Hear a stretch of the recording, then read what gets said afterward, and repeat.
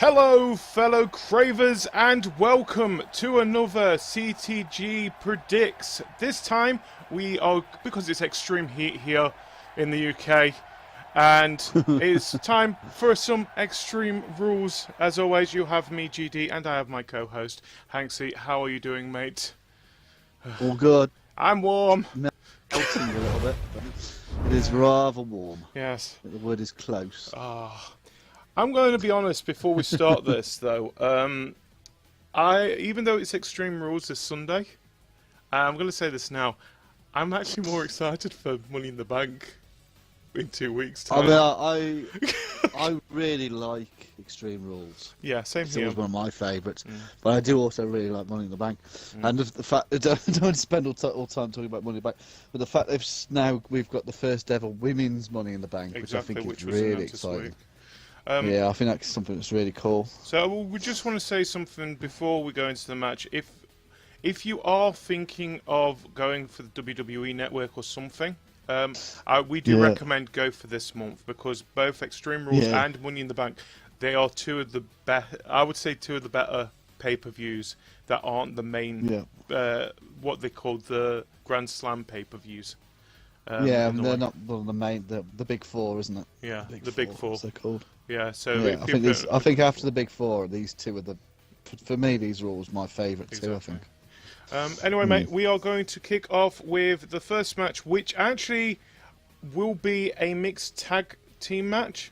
It's just that we can't do mixed tag team matches on here, so instead we are going to be having Sasha Banks versus Alicia Fox, with Rich Swann in Sasha's corner and Noam Dar in... Thanks, Kev. Cool. In Alicia Fox's corner. So, right, mate. They just needed to do something with the Cruiserweights for a bit, didn't they? And it's a bit bizarre, this one, isn't it, really? Well, it feels like where it looked like it was going, and this is looking at the Sasha Banks side of things. It looked like at first a lot of us was thinking, oh, she's going to turn on Bayley. That didn't happen, and then I think was a big mistake. Yeah, actually.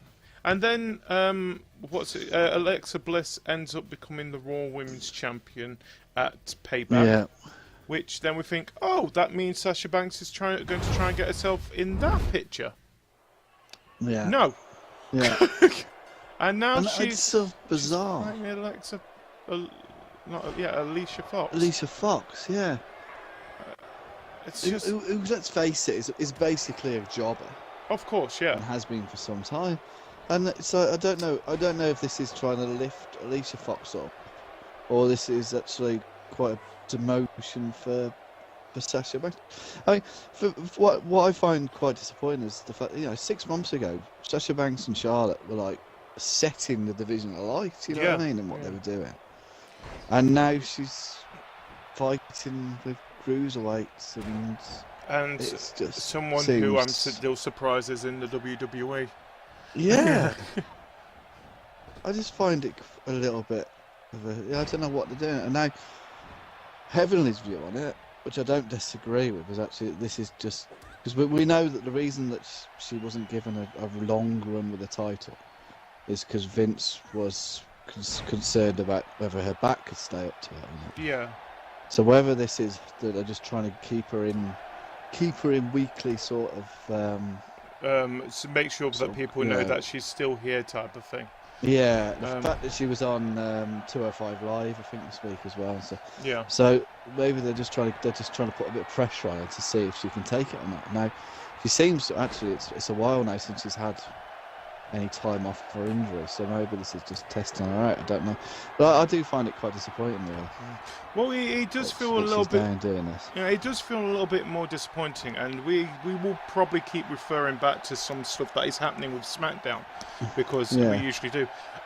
There's been a tweet that came out by Nia Jax, who she basically congratulated SmackDown for using for the Money in the Bank, women's Money in the Bank match, which is going to happen in 2 weeks' time. And one of the things that people actually notice from it, she's actually surprised how SmackDown is able to use the whole of its women's division every week. And yeah, and considering as you say that it's a 2-hour show, so it's got an hour less than Raw. I mean, there is an issue across both shows, wasn't there? Where there are too many multi-competitor matches. Yeah. But then again, this is usually the time they usually do it, isn't it? Yeah, it's just slow booking time, isn't it? Because they're trying to work out the storylines, I suppose. But I think there are a few issues on both shows, and with male and the women's rosters where there's too many. I think 2-on-2s and 4-ways and 5-ways and stuff. Yeah. Anyway, mate. Quick question about this match, because surprisingly the match is already finished. It's already finished. Yeah. Who do you think is actually going to win this match? Do you think it's going to be Team Sasha or Team Fox? Oh, it's got to be Sasha. I mean, the issue is Sasha and Rick Swann are so leagues above Alicia Fox and Noam Dar. I mean, Noam Dar really is not exactly. I find it quite annoying actually.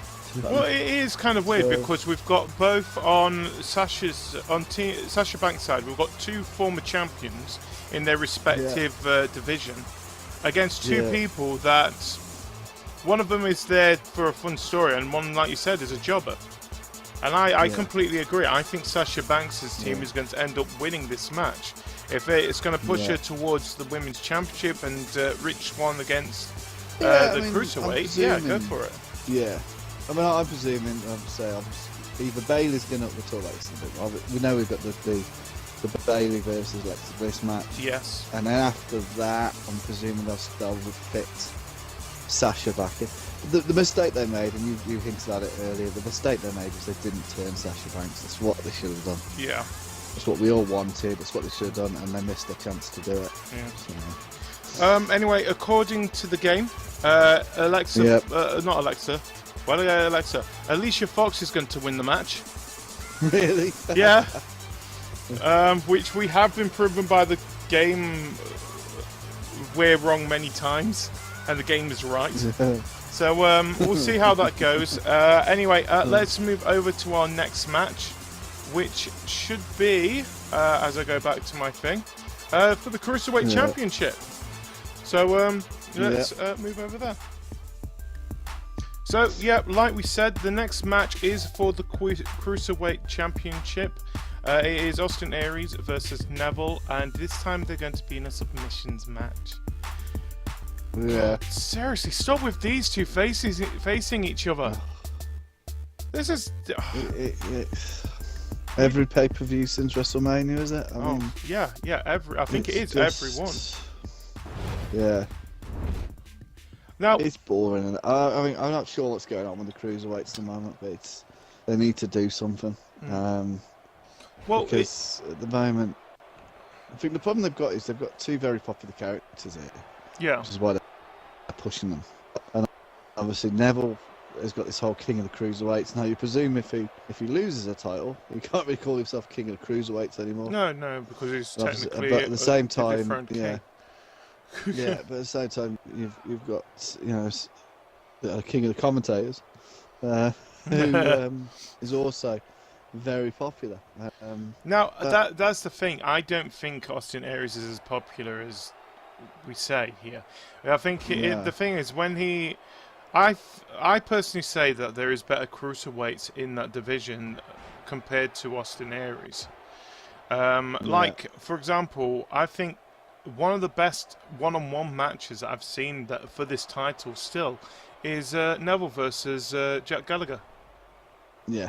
And that was a fast lane, wasn't it? Yeah, I think it was, wasn't it? Yeah. Was it? Yeah. And I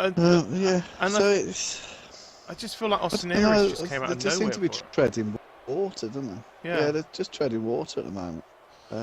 Well, it's not just that. It's like, for example, the Raw this week.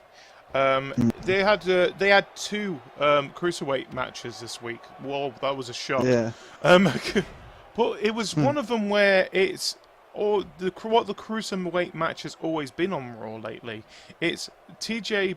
Sorry, it's now TJP, not TJ Perkins. Which Yeah. now I hate him even more. I only hated him because he bloody dabbed at the top in his entrance. So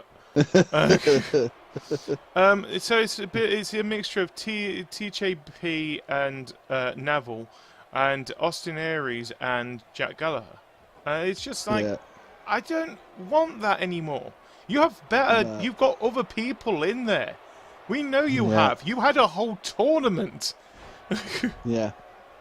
So it just seems to be treading water again. Yeah. There's a lot of treading water going on across both shows at the moment, actually. Yeah. But this really stands out.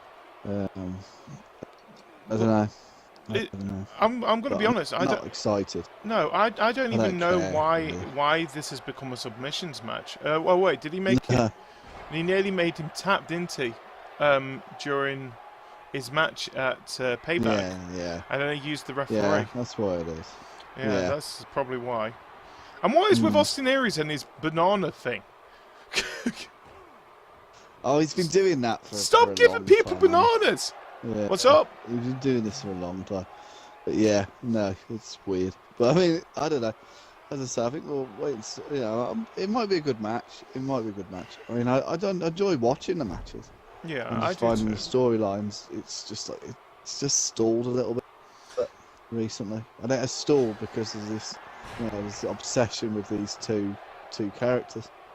In my opinion, I think they need to do whatever happens. Either Neville loses. Problem is, if Neville loses, they then get a rematch.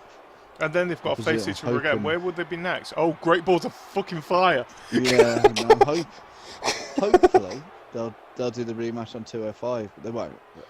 I'm hoping that they decide to change the name of their next pay-per-view at the moment. Oh, I know, it's ridiculous, isn't it? Why have they come up with that? I really don't know, but there you go. They've not actually officially announced it yet, have they? That it's Great Balls of Fire. It might be a working. It might be a working title. You never know. Well, yeah, it's, we know that they've been a bit shy to say what their next pay-per-view's called. When we're going to be talking a bit more into the actual Fatal 5-Way match a bit later. Yeah. But they've just said that it's going to be whoever wins this match is going to be facing Brock Lesnar for the Universal title at the next pay-per-view. All right, what's your name of the next pay-per-view? They will defend. They will be going for that title. They're embarrassed. Our next one. Even they're embarrassed about it. It wouldn't surprise me if it doesn't change. I would be embarrassed about it. It's kind of like we said last time. It's kind of bad when you've got your own superstars as a promo making fun of it. Yeah.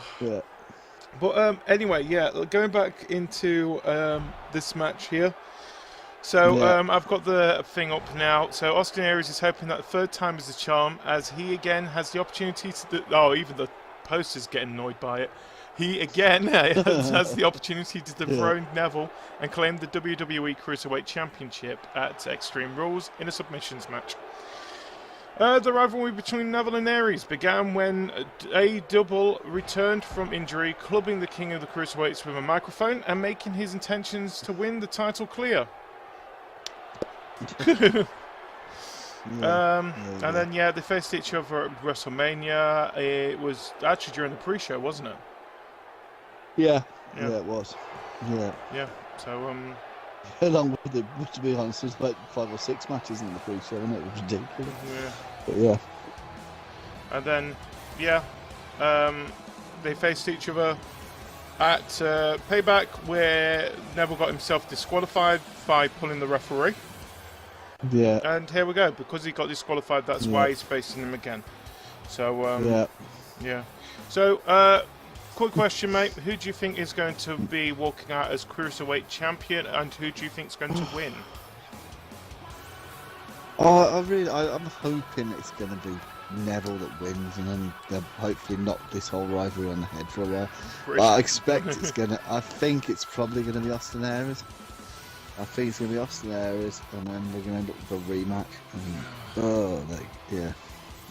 We'll be talking about it again in 4 weeks' time. Yeah, I'm going to say this now. I think Neville is going to be walking out as champion by the end of Extreme Rules. Myself, And I think that TJ Perkins is going to get himself involved in the match somehow. Yeah, hopefully. Because that is basically why TJ Perkins... I'm going to say TJ Perkins, not TJ Bloody P.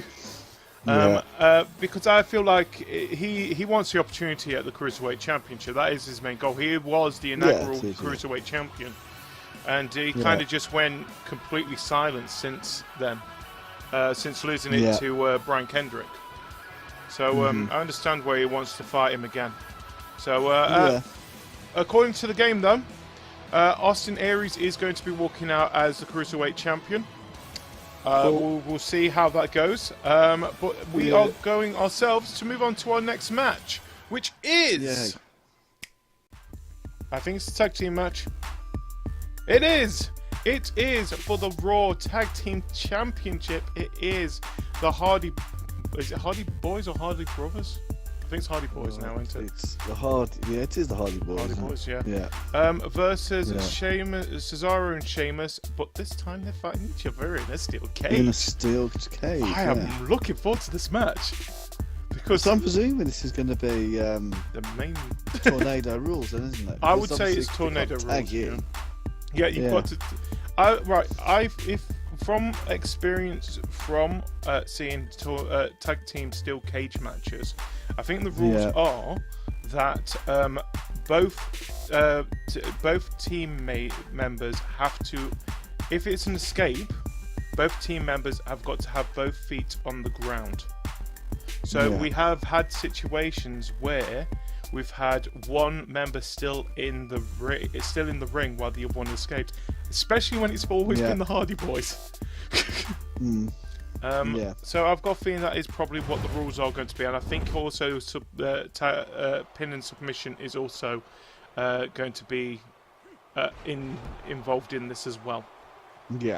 Yeah, I'm presuming so. I don't think I've ever seen a tag team inside a steel cage. Have you not? Yeah, I have. Yeah, it usually has been the Hardy Boys. I know the Hardy Boys have had a couple. Right. I know they've done it on TNA. It was like cage of deletion stuff, but not necessarily on this. I can't remember. I don't know. Yeah, go back and watch. But I'm really looking forward to this actually. I'm looking forward to this. I'm enjoying having the Hardys back. Yeah, same here. I feel like even they're still going through their little winning streak at the moment. I don't think they've actually lost a match since they've been back. Have they? They haven't. No, they've not. And I feel like I'm just going to say this now. I feel like Cesaro and Sheamus are going to be walking out as champions. Because even though the pay-per-view is very Hardy Boys, of course, Extreme Rules, the only problem that you've always had when extreme circumstances have been included, one of the Hardy Boys takes it too far. Guess which one? Yeah. I mean, I don't know. I think we'll see what happens with it. I'm in two minds on it. I've got to admit. So, who do you... I'm going to ask this now, even though we're at the beginning of it. Who do you think is going to be winning this match? I don't know. I'm really torn on this. I'm sort of heading towards the same as you, towards Sheamus and Cesaro. But I'm sort of...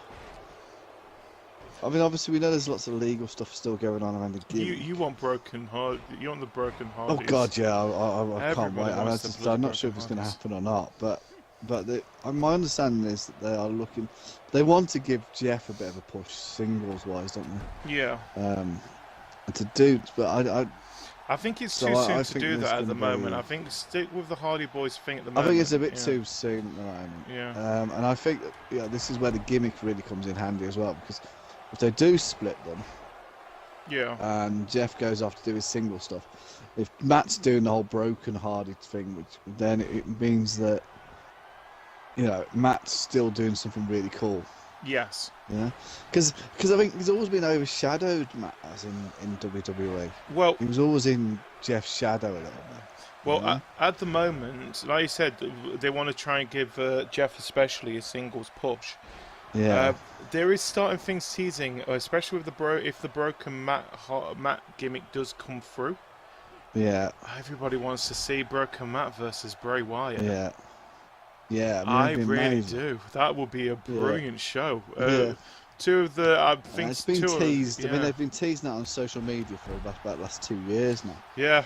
I mean, it's just, but what would I'd be? I mean, I'd be upset if they give Jeff a push and Matt gets left behind. I'd be really pissed off because the reason the Hardys are back and the reason the Hardys are relevant again is because of the broken universe, which is Matt's creation. Yeah. It's Matt's hard work that's been done.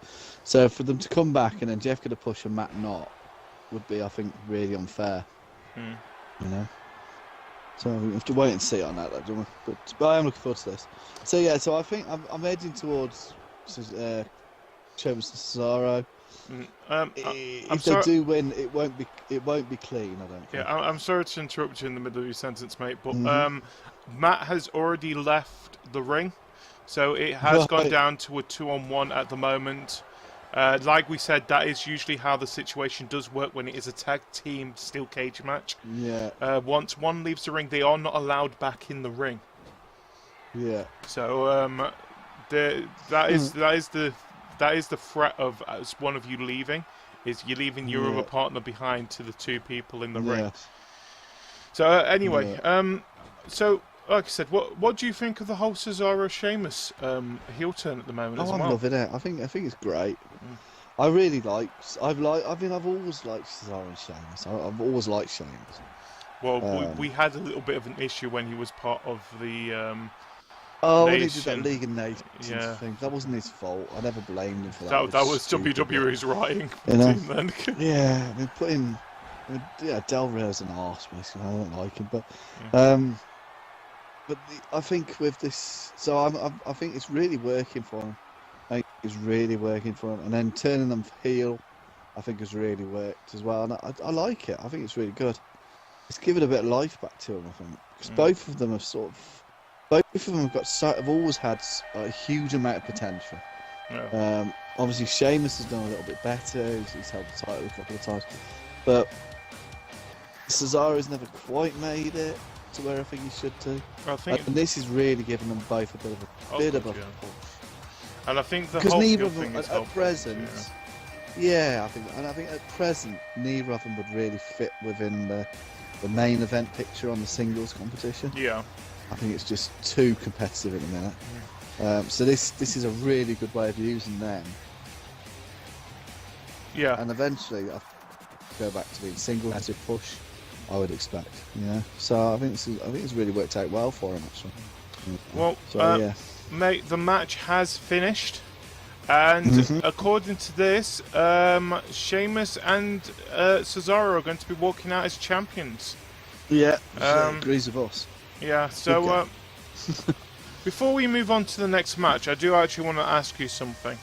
So, have you seen at the moment in Raw, Enzo Amore has now been attacked twice in 2 weeks? Yeah. Now, this is interesting, my question is, who do you think is attacking Enzo? Ooh. Well, I mean, I don't think it's Dash and Wilder, because I think the revival I think that's a red herring that was chucked in last week. Yeah. I think it could be Cass. I was about to say that as well. I think it could be Cass. I think they're setting it up for a massive. I'm just saying he got really defensive. We've seen in recent weeks on WWE, they're not against splitting their tag teams up quite violently. Yeah. We've seen what happened to poor old DIY. Oh, look what happened to the Golden NXT. Truth.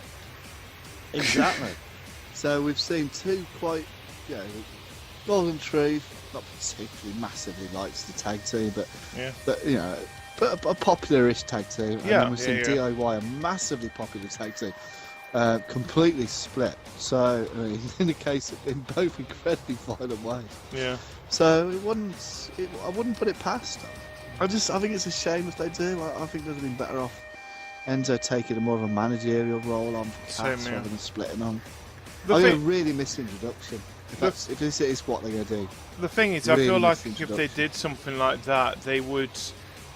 I don't see where Enzo can go from there. The thing is, I only see Enzo talking with cruiserweights, aren't they? That actually would be quite entertaining. It would actually make the cruiserweight division actually very entertaining to watch. It would. So actually, you know what? That's where they seem to be positioning. If you're doing that, go for it. That would be fun. I go and agree with that. Anyway, That'd mate. be the obvious place to put him. Yeah.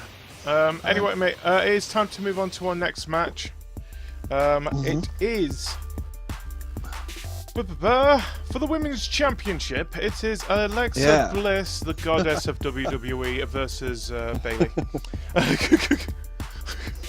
Oh, by the way, the actual match will be a kendo on a stick match, but because it's a kendo stick and pole match. Oh, kendo on a stick, kendo stick on a pole. There's still some kendo kind of stick on a pole.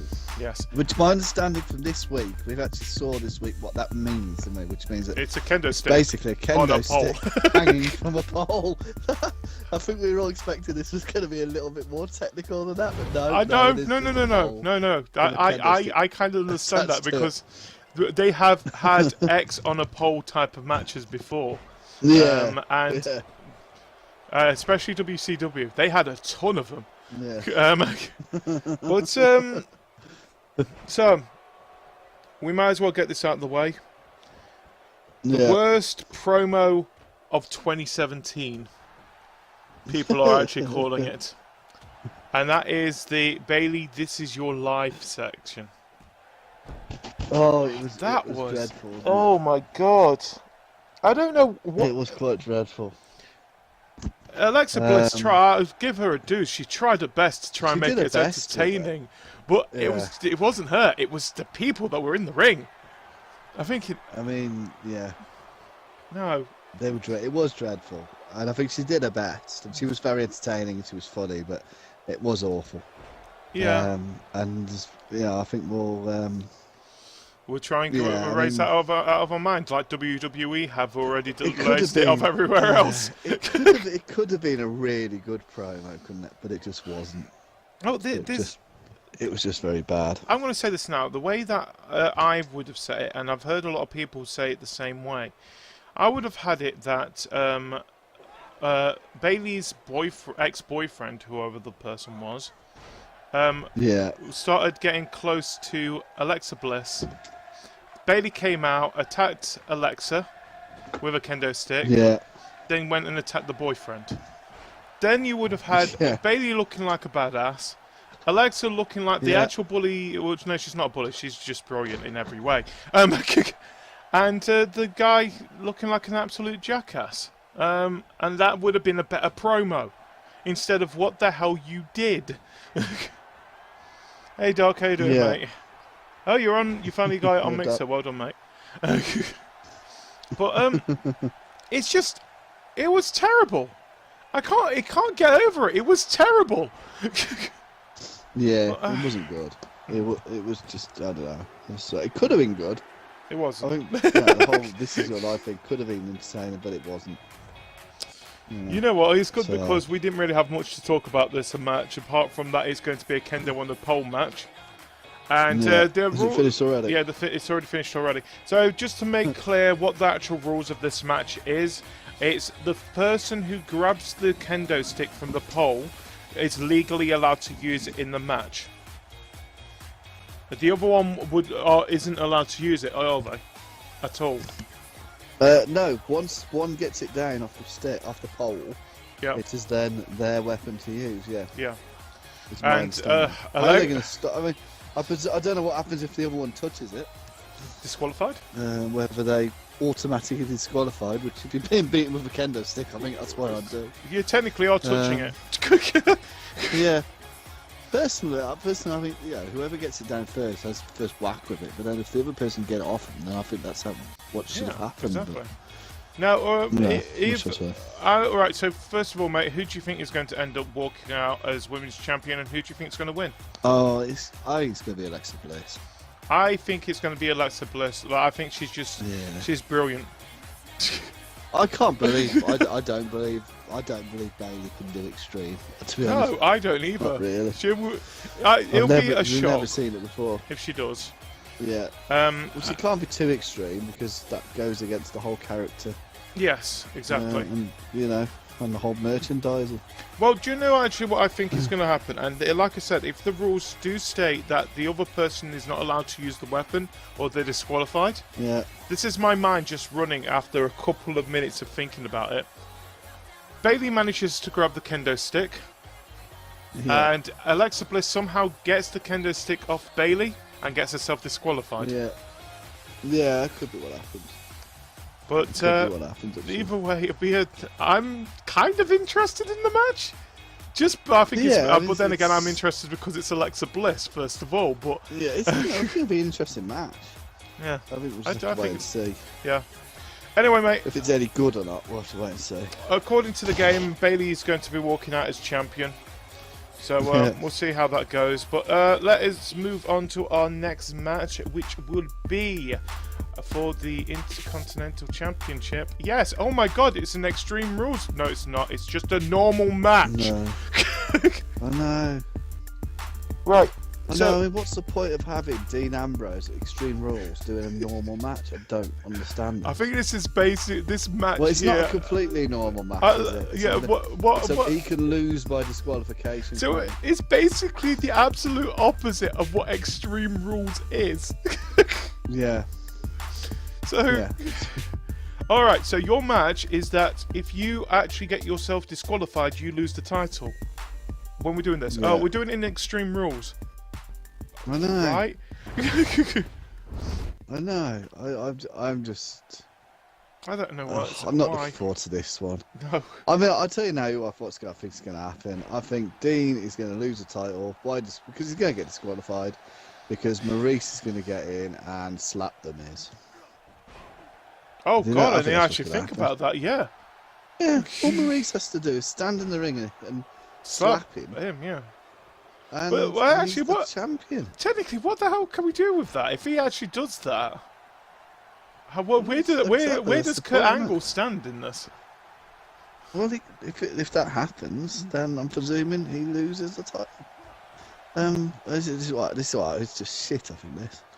I'm fed up. I'm fed up with Dean Ambrose versus the Miz. Same I'm fed up with the Miz with fighting for the Intercontinental title. Yeah, go and fight for the Universal for crying out loud. Yeah. I want to give a push. Give him a push. I want to see the Miz versus Brock Lesnar. A year of his life. Well, yeah, he had the year of his life last year. He should be fighting for the main event. He shouldn't be fighting for the Intercontinental again. The thing is, it's just boring. I know the Miz has had a run with the main title before, and a lot of people do say it was a little bit boring. But that was Miz back then. Well, and Miz now he isn't the most exciting. He isn't the most exciting. But the thing is incredibly good on the mic. He's brilliant on the mic, and he's a brilliant heel. Yeah. That's the thing. Yeah. This is why I like the Miz, is that he actually does something that a lot of people don't do nowadays, and we've seen it a lot. We've got people who are supposed to be face being booed, and people who are heel being cheered. Yeah. While the Miz, on the other hand, he's a heel, and he's being booed. He's one of the few proper old-fashioned heels, isn't he? Yeah, and that's what I like about him. He's actually good. The thing is, it's like, for example, Braun Strowman. He's supposed to be a bad guy, but everyone cheers him because he basically nearly destroyed Roman Reigns, who's supposed to be a good guy who keeps getting booed every week. Yeah. So Kevin Owens. He's loved. Supposed to be a heel. AJ Styles is a heel. AJ Styles isn't face. And we had AJ Styles versus he gets. Exactly. He's not a face. Not really. I think they're trying to give AJ a bit of a face push though now, isn't he? Yeah, they are, but he won't be face because his character is this slightly arsehole of a character. Well, he's going to be an anti-hero. He's going to be like how Dean Ambrose is. Yeah. But he's never really. I just find Miz sad. But yeah, my view is, if the Miz is good enough to give up, they keep going on about him having a year of his life. But I'm not arguing with that. I think he did have a fantastic year last year. Yeah. So give him a push forward. Jinder Mahal is holding the title on SmackDown. So anything is really possible right now. Why is it that he's fighting once again the title he's already held bloody 6 times. Well, the thing is, we're going to continue talking a little bit about this because I want it to lead into the next match anyway. But first of all, who you think that the Miz is going to be walking out as champion? I think it's pretty obvious. I think Miz is going to walk out champion. I'm going to play devil's advocate here. I think that Dean Ambrose is going to walk out as champion, but he's going to do something sneaky behind the referee's back. It could be, yeah, and he gets the Miz to disqualify himself. Yeah, that would be interesting. Possibly. Yeah, that could be what happens. I would like to see that. That would actually be funny. Yeah. It might be that somehow they get Maurice to accidentally hit the Miz, maybe. Yeah. Anyway, let's move on to our next match. According to this, Dean Ambrose is going to win, by the way. Sorry, I forgot to mention that. So we are going to move on to our next match. Now, I'd like to say this now. It will be an extreme, fatal 5-way Extreme Rules match. But because we can't do it extreme... Can I just... I know you're going to... stop you? Yeah, sorry. It's a fatal 5-way. I know. So it's no disqualifications anyway. I know, that's what I was about to say. So this is another normal match. So this whole... This whole first ever Extreme Fatal 5-way, it's like, but that just means it's the same as it always is. Yeah, I know. So, Anyway, I just want to say now we are going to be doing it as a Fatal 4-way match because we can't do a Fatal 5-way match. Samoa Joe is also involved in this match as well. We haven't added him into it because I feel like, well, these 4 here have all been champions. Samoa Joe has been an NXT champion, but he hasn't been a main roster. He hasn't even held a main roster title yet. So no, he's not. Let's jump into the match anyway. So I'm going to say this now. We're continuing with the Miz himself. Now, I am starting to get sick of seeing the same people getting the push. And this is what I'm annoyed with Raw compared to SmackDown. Yeah. First of all, this is a second pay-per-view that we have not had the Universal Championship being defended on. Yeah, well, that's that. I mean, that in itself is a joke. We haven't even seen Brock Lesnar, the Universal Champion. Yeah, where the hell is he? He's not been seen since WrestleMania. We've seen Paul Heyman once. We haven't seen Brock Lesnar once. Now, considering, and this is where I think it really takes place. Considering they took the title off Naomi because she couldn't, and according to Shane McMahon, she couldn't defend the title. In fact, no, it wasn't Shane. It was either Shane or Daniel Bryan, wasn't it? Well, it was Shane McMahon. She couldn't, defend the title for within the 30 days rule, and therefore they had to strip her. Yeah. Now, wait a minute. You know, Brock Lesnar's he's not even been on Raw. He hasn't even done a promo since WrestleMania. He's not even done live events by the sounds of things either. No, he's not. So he is actually breaking the 30-day rule. But then again, you could argue that it's not one of its... the thing is, even the SmackDown Women's title, you could say the same thing. It's a title that has been added since the split. Exactly. No, the 30-day rule, it's there, and it just makes a farce.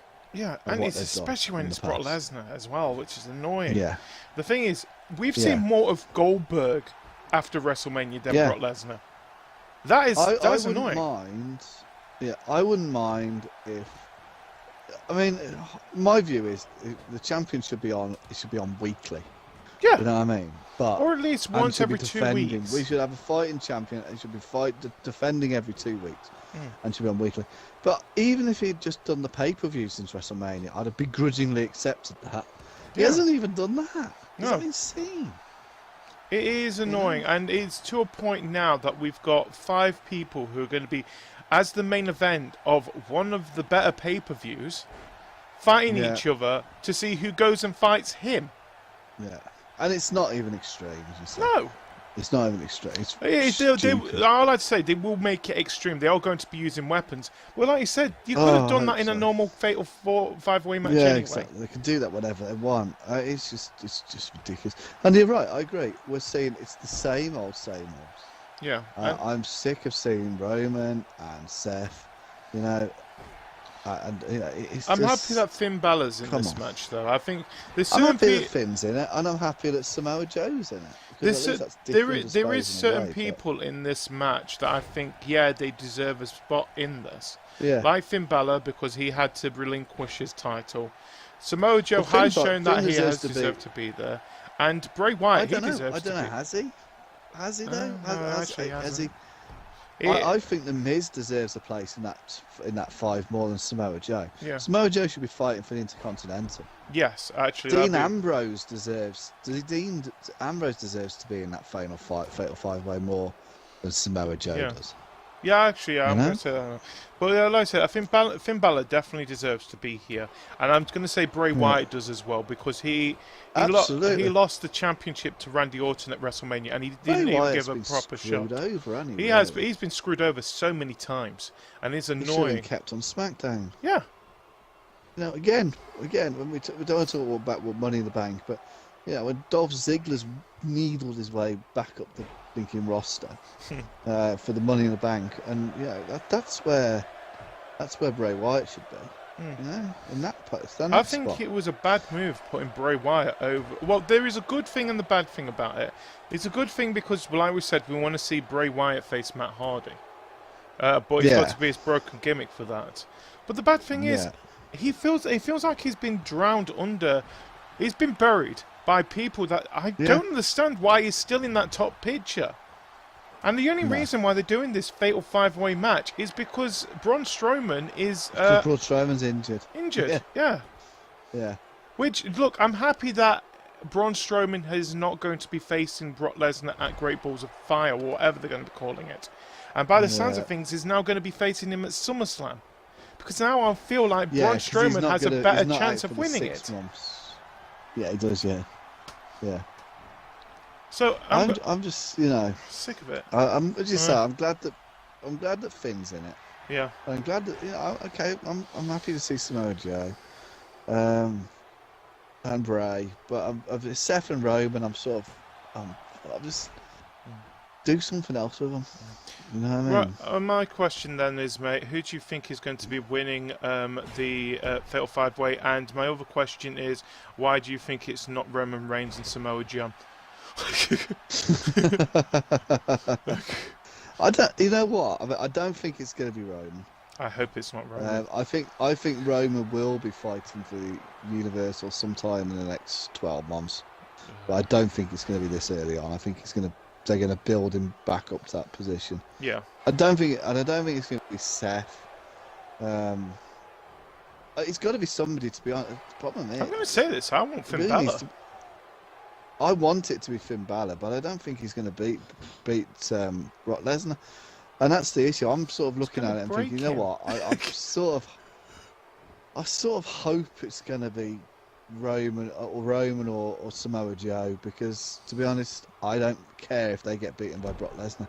And that's pretty much what's going to happen. That's the thing. We're looking at it here. All these 5 people, we can't see them beating Brock Lesnar, even though we want someone to do that. But the only person we can see doing that at the moment is the guy who was supposed to be facing him. Yeah. And I kind of feel heartbroken because I can't wait to see that. I can't wait to see Braun Strowman versus Brock Lesnar, because I feel like I can only see Braun Strowman winning that. And I'm going to say this now. Braun Strowman is a lot nicer person than Brock Lesnar is. Well, as I said on the last edition of this show, that he was, as I say, he was once one of the Rosebuds. So go back and check that out. Yeah. Along with Sasha Banks and there's a lot of NXT stars in that. Yeah. Yeah, the Chinless Wonder. Oh, Ellsworth. Ellsworth. He was not a so Ellsworth. Yeah. But no, I think well, as I said, I don't. If you want to see whoever wins this is someone you don't want to. See, the Demon versus the Beast would be awesome. But again, they bring the Demon out and then he loses to Brock Lesnar. Then, I mean, that might be the storyline. Maybe he comes and he loses to Brock Lesnar, and then a later pay-per-view I don't want you to do that to Finn Balor. We're going to see the Demon. Anyone. No, but maybe then we see the Demon come out of another pay-per-view. and win that time. My question: and then it shows he has to channel the demon. Maybe I don't know. All right, I've got a question. What about Bray Wyatt? I just don't think Bray's going to win it. I'd like to see him win it. Yeah, same here. But again, I don't want to see him lose. I don't want to see him lose to Brock Lesnar. I think that's what's going to happen. So it's basically our way of looking at it is here. The one that we want to see win is the one we want to see lose to Brock Lesnar. It's the one I don't care about. But I'm going to say this now. I think Samoa Joe's going to win this. I don't mind seeing Roman, or I wouldn't care if Roman got beaten up by Brock Lesnar, and I wouldn't particularly care if Samoa Joe got beaten up by Lesnar. I think that's what's going to happen. I'm going to say this. That's what I'm going to go with. I hate to say this, but I'm going to go with this now. I want to see Samoa Joe win this because I think if Roman Reigns does win it, I have the scary feeling he's going to be walking out as Universal Champion at the end of the next pay-per-view. Yeah, well, I think, and that's why I don't think because they will build it up that Roman Reigns is strong enough to beat Brock Lesnar, and I don't want him to do that. Yeah. He's already destroyed a part of WWE this year already. And as much as I don't like Brock Lesnar, you've got to agree Brock Lesnar has caused but he started the noughties movement of WWE, didn't he? Yeah. And I don't want to see that destroyed by him as well. But the interesting thing I would say is when Paul Heyman came out on Raw last week, I thought he was trying to recruit Finn Balor, and I think that might be something. No, he wants to make Finn Balor a Heyman guy. I think that could be because at the moment he's only got Brock, and in the past he's had 2 or 3 in his stable. So maybe there's a future storyline around that. I'm going to say this. Maybe the club. I can see a certain few things that are happening from this. So I see Finn Balor and the club maybe become Heyman guys. Seth Rollins is going to continue fighting with Samoa Joe for a bit. Yeah. Bray Wyatt, I've got a feeling he's going to have some kind of rivalry with Kurt Angle. Yeah, possibly. Now we haven't mentioned this yet. This week. Corey Graves had to leave the commentary area to tell Kurt Angle about a certain text that he was given. Yeah. Questioning Kurt Angle's as a gold medalist. I think it was. Well, just questioning his general persona. It tarnished his Olympic status. Yeah. What do you think is going to be moved on from that story, if anything does? I don't know, because the insinuation on Raw was that it was something to do with Cass and Enzo, wasn't it? Yeah. Obviously, Cass then came out and I started having a go at Corey Graves. So. Oh god, that was interesting. I love that because we looked at something and then we noticed that Cass was just standing in front of Corey Graves and thinking, what happened here? This is interesting. To a point that I think they shook hands at the end of it, didn't they? Yeah. Thinking that was the most awkward handshake I've ever seen. But what makes you laugh is all that time you think, well, we know that Cass can't lay a hand on Corey Graves because if he does, then Corey could turn into some sort of vegetable, isn't it? I think the amount of concussions he's had in a year. That's the fantastic reason why commentator. Oh god, yeah. I tell you, he's the best commentator that they've got at the moment by a long shot. It's kind of sad that he had to move away from NXT, but I'll give McGuinness his due. He's actually doing quite well for someone who's been pushed up to that. Like him. Yeah, I'm starting to like him myself. I didn't start with. I didn't take to him to begin with, but he's sort of stepped up. He's all right, I think. Well, I think it's because we're now hearing him weekly as well. He has actually started to help with that. The thing is, we got introduced to him during the UK Championship tournament itself. Talking about the UK tournament, did you see the UK Special the other week? No, I didn't. You know what? I started to watch the UK Special and didn't finish it. What I did see, though, let's talk about this quickly, was what possibly could be match of the year.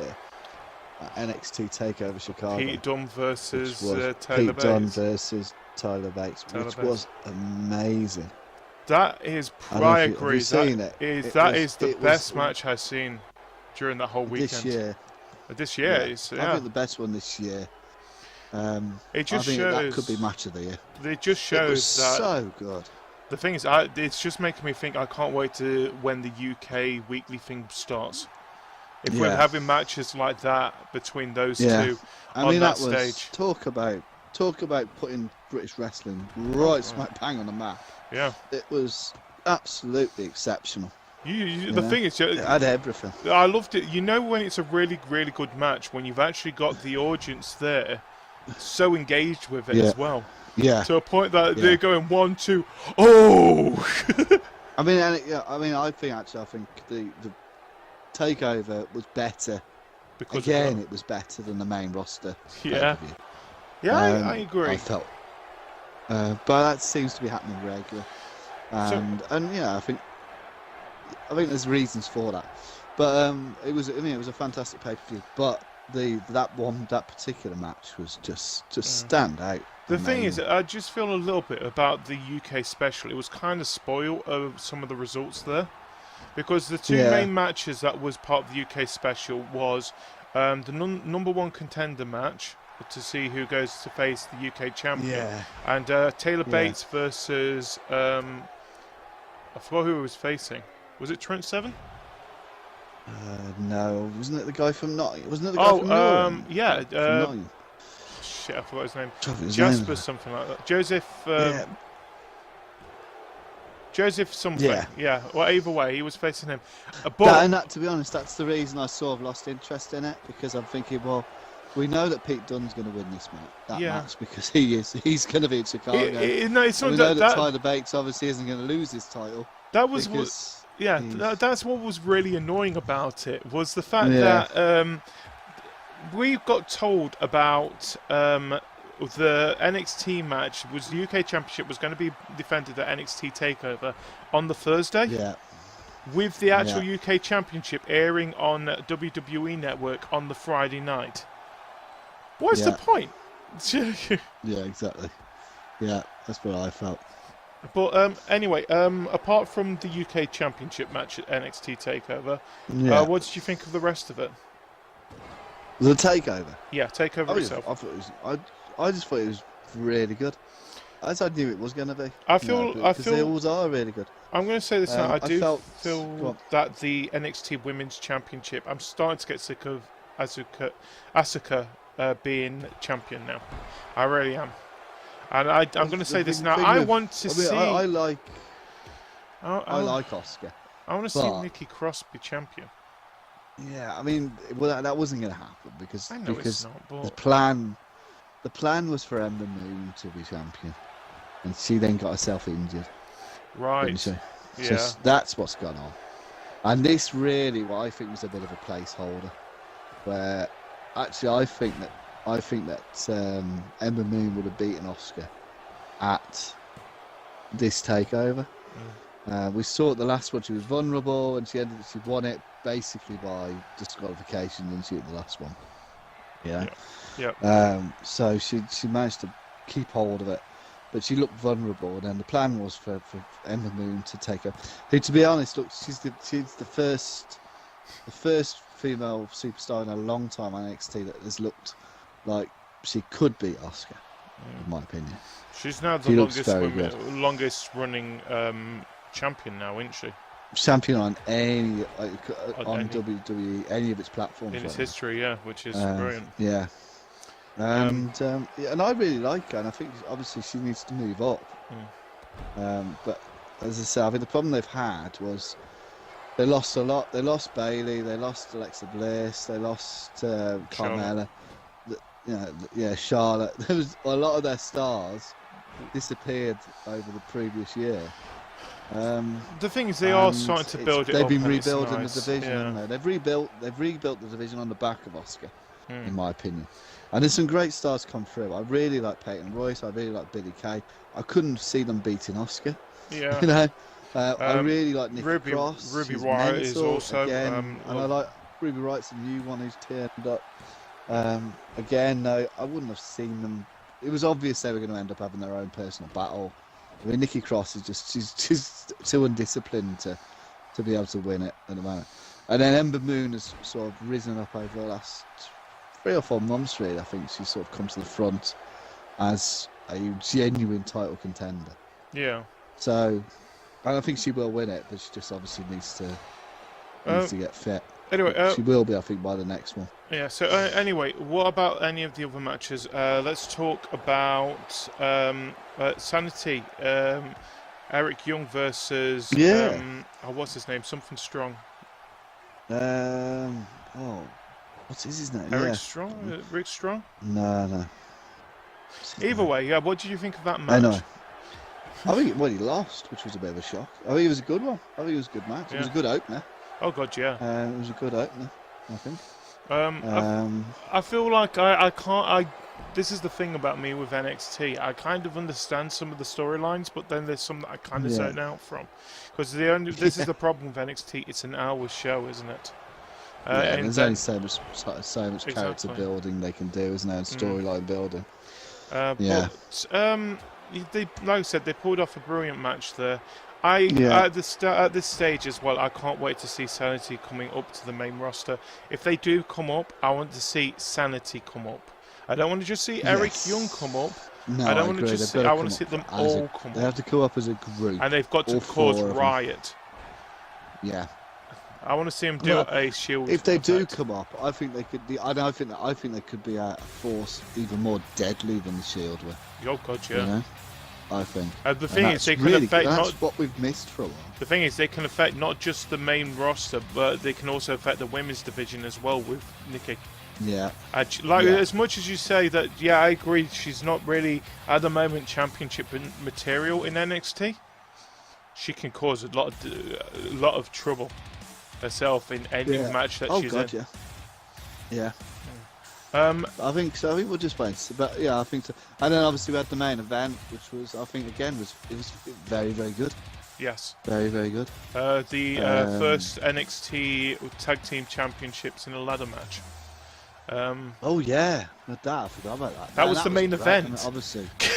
Yeah. And obviously it finished with DIY. Both of them are actually injured now, by the way. I was thinking about the Bobby Roode match. Oh, with fuck his name. The Bobby Roode match. Let's go with that. It was actually more entertaining. I think it was more. A lot of people thought that Bobby was going to lose the match, and he didn't, which is a surprise. No, I didn't. Did any of the championships change hands? I thought it was slightly too. It's slightly too early, I thought.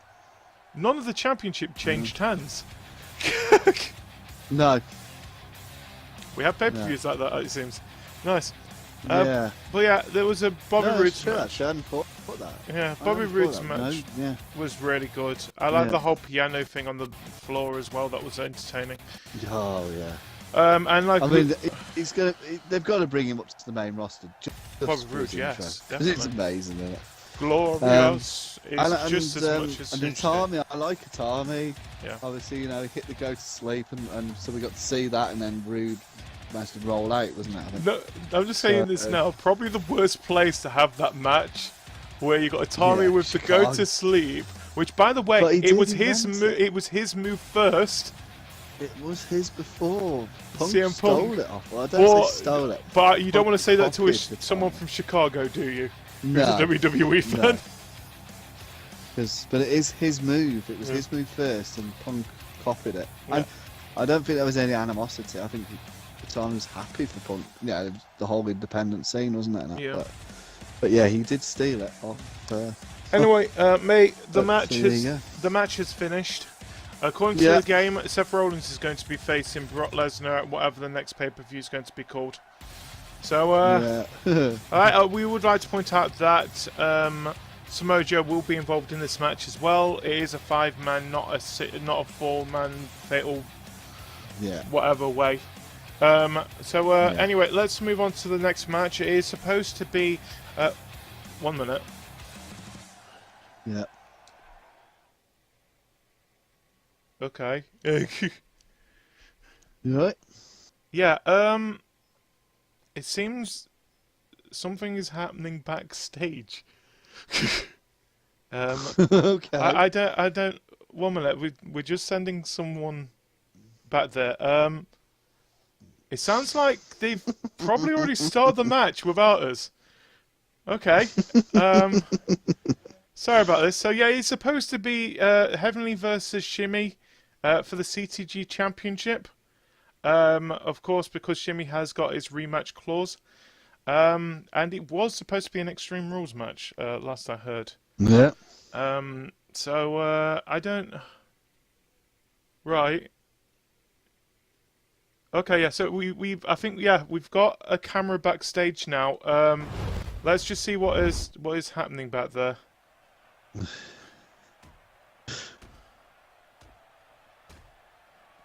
I hear punching.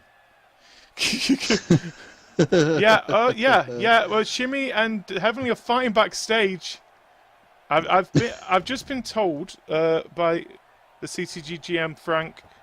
He has said that this match has now become Anywhere Falls for the championship. Okay. So I guess that is happening. So Heavenly and Shimmy are fighting out backstage. Hanksy? I don't. What? So I can't see it. I I'm trying can't. to get it up. Yeah.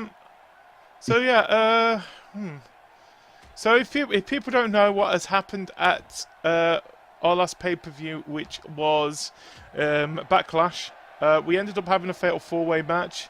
It was Heavenly, GD, Hanksy, and Shimmy, of course, defending his championship. And Heavenly ended up winning that by pinning Hanksy. Yeah. Yeah, Ooh, and let's move off. yeah, let's move on. About that. And yeah, so they're fine. They have actually, yeah, and Heavenly has I don't know what to say here. Let them fight. Go on, let them fight. This is actually quite interesting. So we just want to say this now. We have also been told by Frank that he has also started to announce the Money in the Bank pay-per-view match for the CTG Championship. And he's already said that it is going to be a 6-person ladder match. He's already named 3 people in that match. And surprisingly, both of us are not in it. That's a stick move. Yeah. I'm just saying that now. So he's already said that Doc, Ryan and Billy have been put into that match. And whoever wins this will also... Yeah, I think it's outrageous. We don't know what's happening with the other 2 spots at the moment.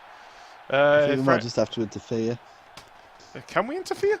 I don't know. We need to see if we can set that up. I think we should be able to. I think we should think of it. We really should not be talking about this on live, mate. It's one of those kind of secret plan type of things. Yeah. So I don't know. I've got a feeling this is whoever knocks the other person out now. So that's a good way to change the championship. So at the moment, it looks like Shimmy is really he really is pissed off for losing the championship that way. It seems. I know. Oh, and Heavenly's bleeding. Oh, and that's a knee to the face. But yeah, they seem to be in the locker room at the moment, and there is a briefcase. I don't know whose briefcase that is. But yeah. There's a bin as well. Oh yeah, there's a bin there. It's a nice bin. Yeah. Bins are always worrying. Oh my god, this is actually becoming a bit more violent than the actual any of the matches that we've had so far. This is actually a proper Extreme Rules match. I know. What? Heavenly has been knocked out. She's gonna be pissed. So Frank has said because it did become a backstage brawl, thanks to them both getting themselves involved in, they just started fighting each other by the sounds of things. Shimmy is now our champion. Shit. Yeah. And because of this, Heavenly has also been put into the 6-man ladder match. Yeah. Right, fair enough. That sucks. So, so there we have it, people. The championship has now been vacant. Shimmy and Heavenly have now been both put into the ladder match with Doc, Ryan, and Billy. We don't know who's going to be getting that last spot, but Frank has already said it's not going to be any of us two. I know. Outrageous. We really need to talk to this Frank. I think we need to have a chat with Frank. Yeah, I think we do too. Yeah. But that is a different way to end this. Hanksy, Extreme Rules. Yeah. So looking forward to it. I'm looking forward to it myself. What match are you looking forward to the most, mate? Yourself? I think I'm looking forward to the tag teams. Looking forward to the tag team Really match. good. Yeah. To be honest, it's the only one that actually feels like an Extreme Rules match. Yeah, we made. I mean, we'll see how the Fatal 5-Way goes. Yeah. I'm hoping that's going to get interesting. I've got a feeling they've got it's not just going to be. But yeah, otherwise it's just a normal Fatal 5-Way. Exactly. Isn't it? Just because you can't just say it's the Extreme because it's the Extreme Rules. Yeah.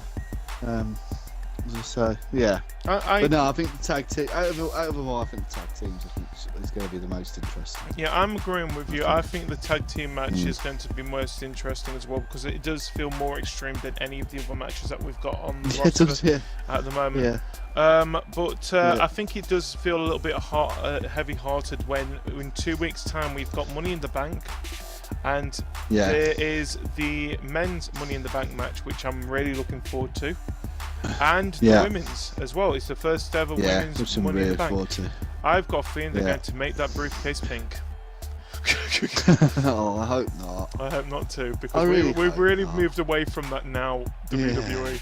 Just saying that. Oh god, it's gonna be it's gonna be this pink glittery butterfly, isn't it? Yeah. Yeah. So what happens when Stephanie disappears for a few weeks? Yeah. So anyway, like we said, Money in the Bank in 2 weeks' time. You can find it here on our on mixer.com/craveyourgame, youtube.com/craveyourgame, and on twitch.tv/GDW2007. Yeah. Are we actually going to get any? Is anyone actually going to go and check on Heavenly? I'm just asking. I think she's probably fine. Yeah, she's knocked out. Yeah. Yeah, she'll get up eventually. She'll be alright. Anyway, so yeah. Goodbye. That's a job for Frank. Really. Frank is in a lot of trouble for us. It's either going to be us two getting Frank or Heavenly's going to get Frank, and I'm scared for Frank. Frank is hoping one of us two get to him first. That's how it goes around here. So so we will see you next time for more WWE Predicts. Until then, goodbye everybody. Yeah, goodbye. Bye.